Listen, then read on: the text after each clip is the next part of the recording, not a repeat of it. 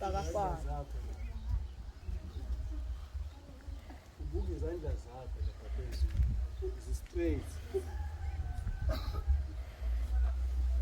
And then ubeke la okhalweni izandla zakho, ama-elbows akho abe on the back.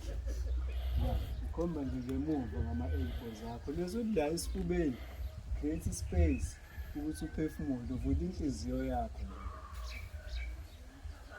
Inyawo zakho la phansi engazuthi zifuna ukubukana, obhoze engazuthi zifuna ukubenza babukane.